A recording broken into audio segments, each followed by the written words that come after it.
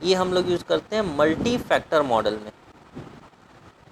Multi factor model में जब हमारे पास मल्टीपल फैक्टर्स होते हैं तब हम लोग क्या यूज़ करते हैं, प्राइसिंग कार्डिनल्स का यूज़ करते हैं। और एक और बात हमें समझना ज़रूरी है कि हम लोग ये मल्टी फैक्टर मॉडल क्यों यूज़ कर रहे हैं। मतलब हम लोग डिफरेंट फैक्टर्स को, जो भी जितने भी हमारे पास फैक्टर्स हैं, हम उनको क्यों इंक्लूड कर रहे हैं। बिकॉज हमें हर एक फैक्टर के रिस्क के बदले क्या चाहिए, रिवॉर्ड चाहिए। ठीक है, मतलब जब बुरा समय आएगा तब मुझे क्या चाहिए, रिवॉर्ड चाहिए उसके बदले।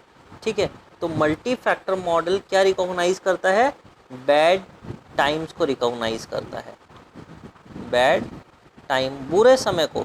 और बुरा समय क्या होता है, CAPM बोलता था कि बुरे समय बैड रिटर्न्स को, मतलब लो रिटर्न्स को वो क्या बोलता था, बैड टाइम। बट जब हम मल्टी फैक्टर मॉडल की बात करते हैं तो बैड टाइम सिर्फ और सिर्फ इतना ही नहीं है कि तुमने लो रिटर्न्स को बता दिया। तो यहाँ पर बैड टाइम्स क्या है, डिफरेंट फैक्टर्स यहाँ पर इन्वॉल्व है और उन फैक्टर्स को देखते हुए हम बैड टाइम बोलते हैं। क्लियर। CAPM में क्या होता था, मार्केट होता था। मार्केट को हम लोग या तो ईजिली डाइवर्सिफाई कर देते थे अपने पोर्टफोलियो को, जिससे मार्केट रिस्क रहता था लेकिन पर्टिकुलर फर्म स्पेसिफिक रिस्क नहीं रहता था। मतलब एक दो तरह के रिस्क थे, मार्केट रिस्क और फर्म स्पेसिफिक रिस्क। लेकिन एक रिस्क ऐसा था जो हमने एलिमिनेट कर दिया, तो इसीलिए हमारे पास एक ही फैक्टर बचा था। लेकिन अब बताओ तुम, क्या इन्फ्लेशन रिस्क है, ग्रोथ रिस्क है, अनएम्प्लॉयमेंट रिस्क है, कितने सारे रिस्क है। क्या सबको एलिमिनेट करना पॉसिबल है, सबको डाइवर्सिफाई करना पॉसिबल है, क्या फैक्टर्स में आर्बिट्राज लेना पॉसिबल है, पॉसिबल नहीं है। तो अब देखो प्राइसिंग कार्डिनल कहाँ से आया। बेसिकली ये आया जो हमारा बैड टाइम है, जो हमारा बुरा समय है, आपको ये कैप्चर करना है और कैप्चर करके एसेट की प्राइसिंग करनी है। हमारा मेन एम क्या है, we want to price an asset. तो CAPM भी एक तरीका है जिससे हम लोग एसेट की प्राइसिंग करते हैं। और प्राइसिंग कार्डिनल अप्रोच क्या यूज़ करता है, बेसिकली ये एक स्टैटिस्टिकल मेथड है जिसमें हम रैंडम वेरिएबल्स लेकर आते हैं और उसके थ्रू हम लोग क्या करते हैं, एसेट की प्राइसिंग करते हैं। क्लियर। तो ये एक तरह से एक मेथड है जिससे हम एसेट की प्राइसिंग करते हैं और इसको बेसिकली हम लोग स्टोकेस्टिक डिस्काउंट फैक्टर भी बोलते हैं। बेसिकली देखो हम लोग क्या करते हैं, हम लोग को किसी भी अगर एसेट का प्राइसिंग करना होता है, सपोज़ ये एक पर्टिकुलर एसेट है X, अगर मुझे इसका प्राइसिंग करना होता है तो हम क्या करते हैं, इसके जितने भी फ्यूचर कैश फ्लो होता है वो एक पर्टिकुलर रेट ऑफ रिटर्न से उसका हम लोग क्या निकालते हैं, प्रेजेंट वैल्यू निकालते हैं। तो हम लोग क्या कर रहे हैं, इसको बेसिकली डिस्काउंट कर रहे हैं। यहाँ पर किससे कर रहे हैं, रेट ऑफ रिटर्न से, लेकिन प्राइसिंग कार्डिनल में किससे करते हैं, एक पर्टिकुलर डिस्काउंट फैक्टर होता है। ठीक है, और वो जो SDF है, स्टैटिस्टिक डिस्काउंट फैक्टर, उसको हम लोग डिनोट करते हैं स्मॉल m से। मतलब हम हमारे अब एसेट को मैं किससे डिस्काउंट करूँगा, मैं m से डिस्काउंट करूँगा। क्लियर। तो पहला पॉइंट SDF क्या है, SDF is an index of bad time. लिख लो first point, SDF is an index of bad time. Basically बुरे समय का क्या है, ये इंडेक्स है।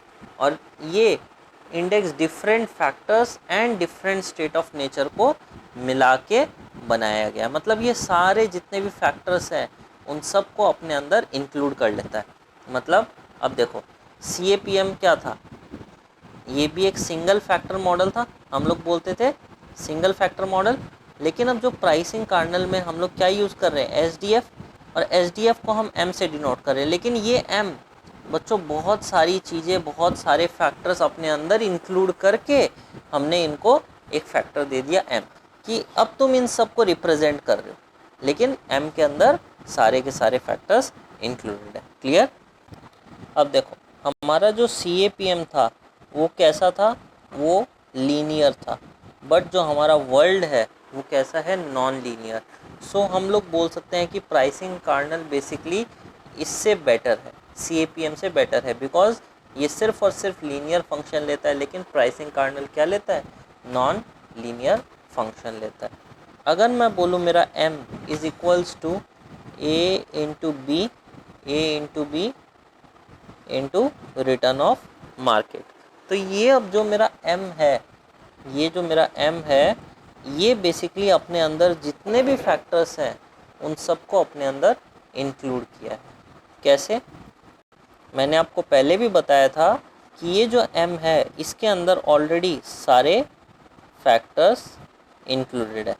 ठीक है, सारे फैक्टर्स इंक्लूडेड है, तो मैं बोल सकता हूँ m is equals to a plus b1 f1 plus b2 f2 dot dot dot bn fn।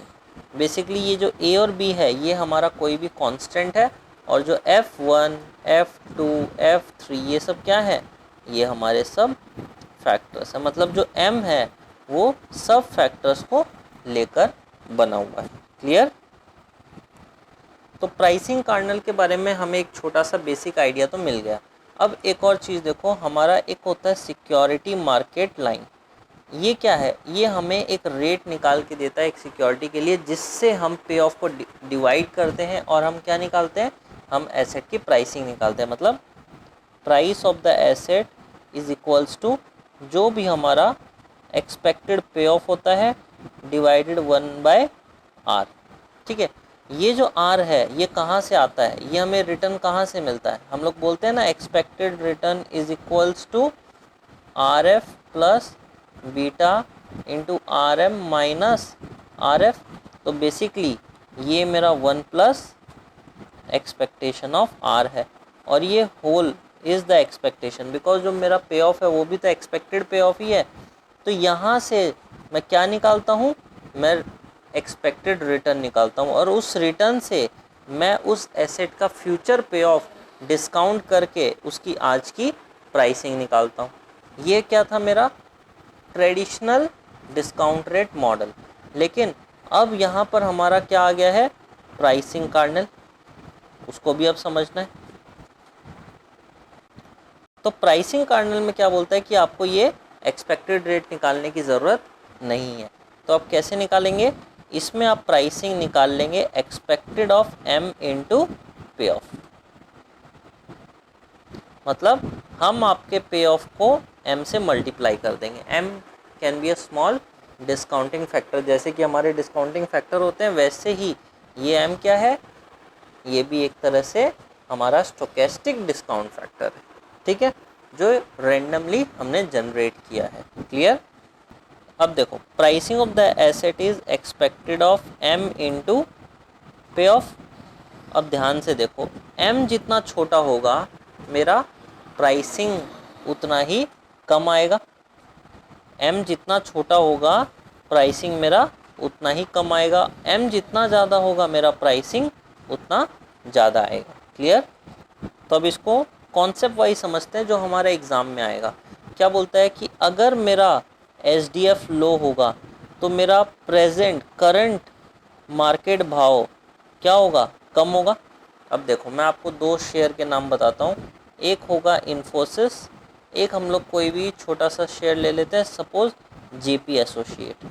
ठीक है, अब देखो, मुझे पता है कि अगर बुरा समय आया तो JP एसोसिएट में मेरे को बहुत लॉस होगा, और अगर बुरा समय आया तो इन्फोसिस मुझे बचा के रखेगा, क्योंकि इन्फोसिस को उतना फ़र्क नहीं पड़ने वाला। तो अब देखो, अच्छा सामान कौन सा, ये अच्छा सामान है। तो अच्छे सामान की वैल्यू, मतलब जो प्राइस होता है वो क्या होता है, वो ज़्यादा होता है आज के दिन। और गंदे सामान, हमें पता है JP एसोसिएट बेकार है, और अगर बुरा समय आया तो मेरे को JP एसोसिएट में बहुत घाटा हो जाएगा, तो इसका जो प्राइस होता है वो कम होता है। ठीक है, तो अब देखो मेरी प्राइसिंग कैसे निकलती है, एक्सपेक्टेड ऑफ m इंटू पे ऑफ। ठीक है, अब देखो, अगर मेरा m कम होगा तो मेरा प्राइस कम होगा, इसका मतलब ये JP एसोसिएट का SDF क्या होगा, कम होगा। JP एसोसिएट का SDF कम होगा। ठीक है, चलो तो एक इम्पॉर्टेंट लाइन लिख लो, अगर ये कॉन्सेप्ट क्लियर हो गया तो लिखो, लो वैल्यूज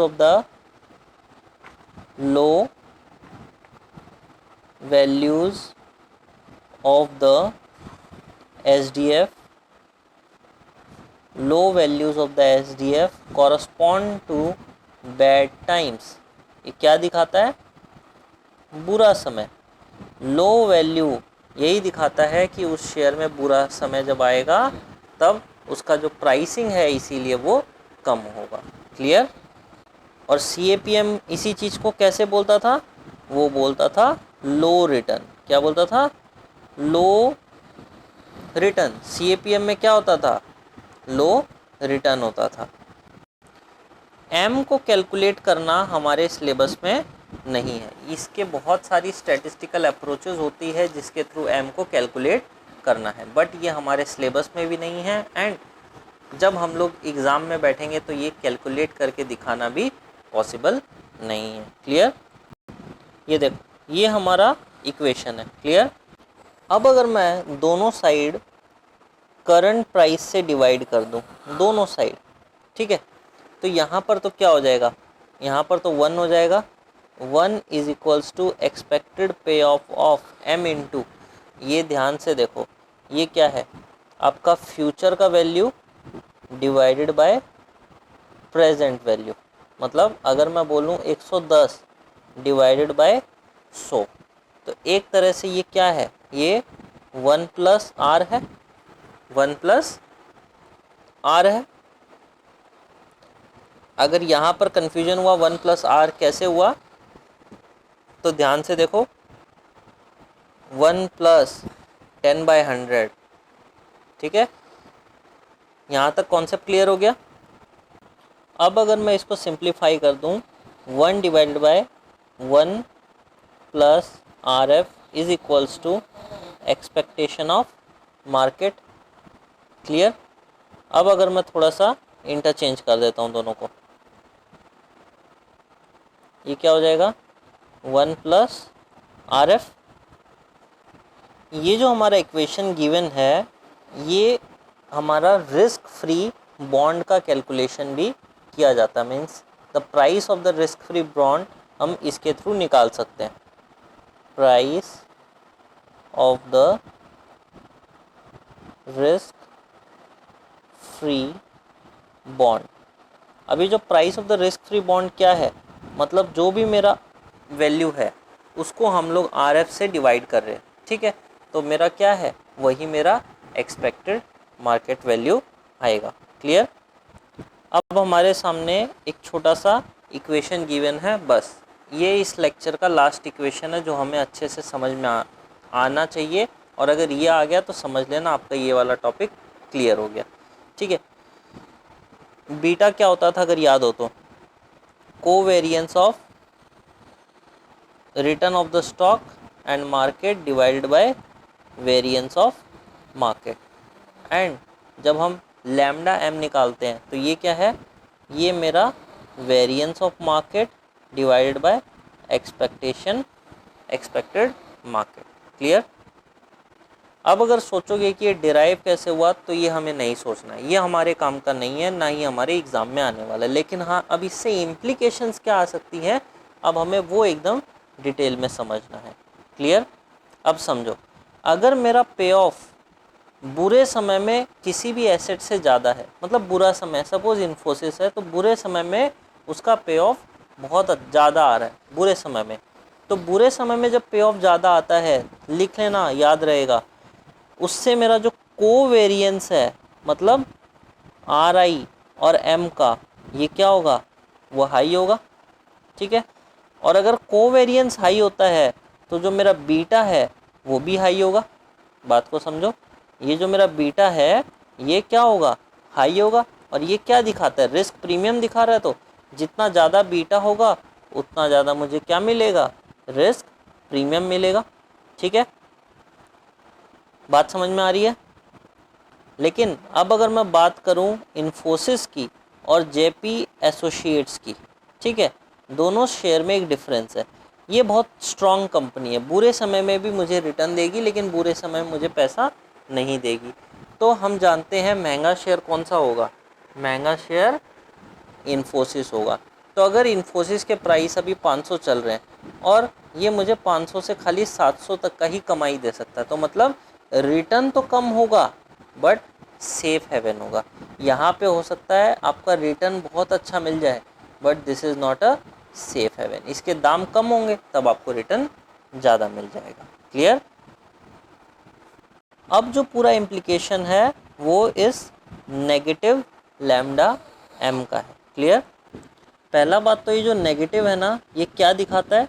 ये हमें इन्वर्स ऑफ फैक्टर रिस्क दिखाता है।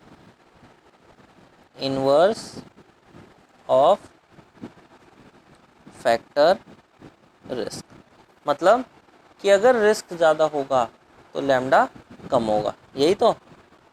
और अगर आपका कोवेरिएंस हाई रहता है तो आपका जो रिस्क प्रीमियम है वो कम रहेगा। क्लियर?